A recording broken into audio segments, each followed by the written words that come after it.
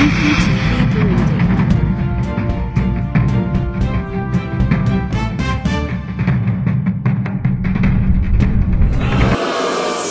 Up TV Burundi Burundi News. News.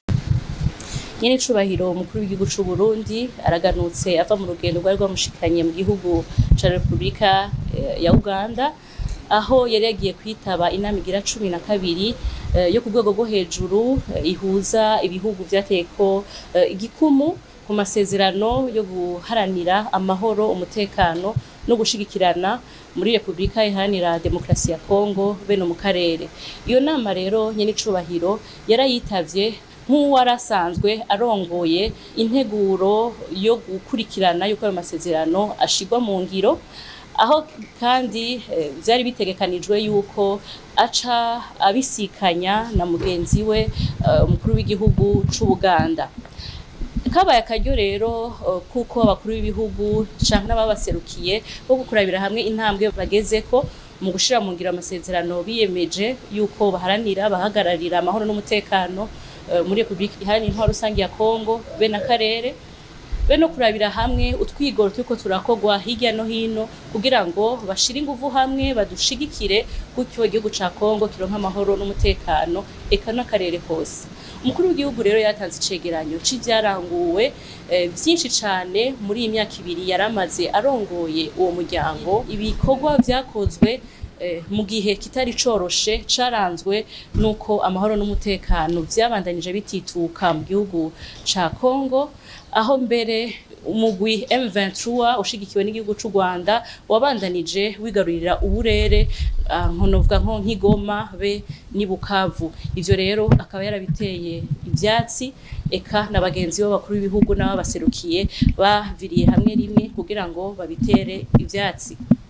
Mucegeranyo yashikirije yararanguye ivyo yari yasabwe n'abakuru b'ibihugu mu nama heruka yari yabereye mu kwezi kwa gatanu 2023 hani Bujumbura, aho basavye n'icubahiro mukuru w'u Burundi yuko yo kongereza inguvu kugira ngo abakenyezi n'ugwaruka nabo bashobore kuja mu bikorwa biba bitegekanijwe gukurikiranira hagufi ibikorwa biba bitegekanije kugira ngo amahoro n'umutekano bisasagare, kugira ngo ijwi ryabo naryo nyene rishi muri iyo ntumbero umukuru w'igihugu c'u Burundi yaratunganije inama aranayihagararira y'ugwaruka rwo mu karere. Inama yabereye hamwe na ya nama isanzwe iba ihuza ugwaruka rwo ku mugabane wa Afrika wose, baraganira kuvyerekeye uruhara rwabo kugira ngo amahoro n'umutekano bisasagare. Harabereye kandi i Bujumbura nyene inama y'abakenyezi bo mu karere, aho naho nyene yarafise iyo ntumbero yuko ijwi ry'abakenyezi rishika kure kandi ryumvigwa kugira ngo amahoro n'umutekano bisasagare. Ivyo byose akaba yabikoze nk'ivyo yari yasabwe kandi akaba yabiranguranye ubuhizi. Mu vyo yashikirije kandi umukuru w'igihugu c'u Burundi muri imyaka 2 yamaze ari ku butegetsi bwa runo rwego rukurikirana ishikwa mu ngiro ry'amasezerano, yarashoboye kandi gukurikirana integuro y'umugambi wo gusubira kunagura aya masezerano, kuko ari amasezerano vyaboneka ko koko atariko aratanga umwimbu canke inyishu bari bifuza. Ico gikorwa rero iyo nteguro iherekejwe n'ikiranga bikorwa gitegekanijwe vyarashikirijwe muri iyo nama, abakuru b'ibihugu n'abaserukiye barabishima vyose eka mbere baranavyemeza. Akaba ari igikorwa cakozwe kubw'uburongozi bwiza bwa nyenicubahiro Varisito Ndayishimiye. Si ivyo gusa, ivyakozwe ni vyinshi cane. Harabaye ibiganiro, aregera ibindi bihugu, aregera imigwi itandukanye, arayumviriza kugira ngo ashobore guhuza imigwi itavuga rumwe, aho mbere ariho biva kugira ngo hace habaho imishamirano. Umukuru w'igihugu c'u Burundi rero baramukeje cane, baramukeje baranamushimira kuko yakoze vyinshi mu gihe bitari vyoroshe na gatoyi. Baramushimira ku bw'umwete n'ubwira yabikoranye, baranamushimira kandi ku bwitonzi kuko asanzwe afisemo n'uburambe mu bikorwa vyo gutsimbataza amahoro n'umutekano eka no guhuza imigwi itavuga rumwe. Muri iyo nama umukuru w'igihugu c'u Burundi yabonye akaryo nawe nyene ko gushima utwigoro tugenda turakogwa mu rwego rw'akarere, mu biryango itandukanye, ku mugabane eka no ku rwego mpuzamakungu. Ni muri iyo ntumbero yashimye ibimaze gukorwa biciye muri ya nteguro ya migambi yategurwa i Rwanda be ni Nairobi mu muryango w'ibihugu vya Afrika y'ubuseruko, arashima ivyakozwe mu muryango w'ibihugu mu Afrika yo hagati biharanira ubutunzi, Communauté économique des États de l'Afrique centrale, arashima ivyakozwe ku rwego rw'ubumwe bwa Afrika, arashima n'ivyakozwe no ku rwego mpuzamakungu, aho mbere hari ingingo igira 27 na 73 yasohotse yiyamiriza ibiriko biraba muri Republika Iharanira Intwaro Rusangi ya Kongo, akanasaba yuko vyoshirwa mu ngiro. Eka no ku rwego rw'ibihugu bimwe bimwe yarashimye twigoro bw'igihugu ca Qatar, arashima n'utwigoro tw'igihugu ca Leta Zunze Ubumwe bwa Amerika, aho naho nyene ivyo bihugu vyagize ico bikoze kugira ngo bishobore guterera kugira ngo amahoro n'umutekano bisimbatare, eka bishobore no guhuza igihugu c'u Rwanda be n'igihugu ca Republika Iharanira Intwaro Rusangi ya Kongo.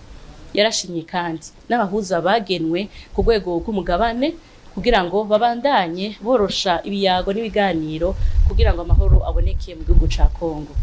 Inyuma y'iyo nama rero nico cegeranyo gerageje kuvuga ncagaguye, harasohotse itangazo aho bigaragara ivyo bashitseko, aho cane basuye gusaba yuko ingwano muri Republika Iharanira Intwaro Rusangi ya Kongo ihagarara vuba bwango, umugwi M23 ushobore gushira ibigwanisho hasi kugira ngo bashobore no kuganira batore inyishu bibazo biciye mu biganiro.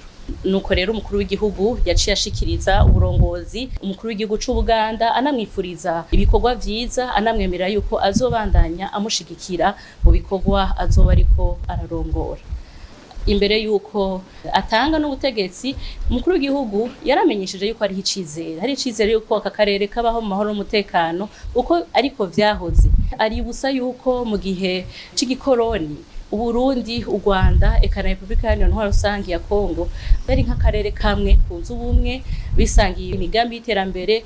Arahamagarira abariko muri iyo nama kuja kwimba koko kugira babone umuzi w'ukuri uriko uratera ingorane, uriko urahungabanya umutekano muri kano karere, ariko afise icizere yuko amahoro ashoboka mu gihe koko baranduriye hamwe bose uwo muzi uhungabanya amahoro n'umutekano.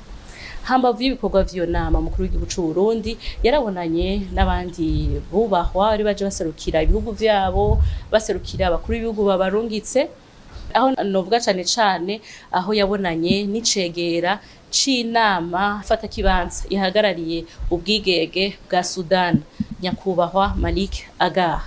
Mu vyo baganiriye rero, uwo mwubahwa yaraje yitura umukuru w'igihugu c'u Burundi nk'indongozi ifise uburambe, ifise ubumenyi bwinshi kuvyerekeye integuro yo kugarukana amahoro n'umutekano, indongozi kandi asanzwe ari icegera c'urongoye inama y'ubumwe bwa Afrika, eka ari nawe azoramutswa uwo muryango kuva mu mwaka uza, aho yasaba ko Uburundi ibe n'uwo muryango akarere vyoshigikira igihugu ca Sudan kugarukana amahoro n'umutekano. Yaramusavye yuko bo shira inguvu hamwe kugira ngo Sudan nayo nyene ishobore gutekana, cane yuko ari igihugu naco nyene amahoro n'umutekano bihungabanijwe n'umugwi w'abaroberi uri no mu gisagara c'ico gihugu. Umukuru w'igihugu c'u Burundi, intwari yamihagarariye amahoro n'umutekano, yarabemereye yuko agiye kubashigikira, agiye kubandanya ababa hafi, abahanura, ariko abahanura cyane gushira imbere inzira y'amahoro n'umutekano y'ibiganiro kugira ngo baronke inyishu y'ibibazo bafise. Yarabemereye rero kandi u Burundi bwama buhagaze mu nzira yo gutora inyishu, butigera bugira aho buhagaze bwegamiye kuvyerekeye imigwi iriko irashamirana, ariko buhagararira umwumvikano, amahoro n'umutekano. Naho rero ibyago vyabo vyashitse yuko bagiye kubandanya batsimbataza hamwe amahoro n'umutekano muri ico gihugu, mu karere kano ku mugabane, ariko hambavu yaho n'ivyo bihugu bibiri bisanzwe bifatanye imigenderanire myiza bigiye kubandanya bitsimbataza no mu bindi bisata kandi bibandanya bishigikirana.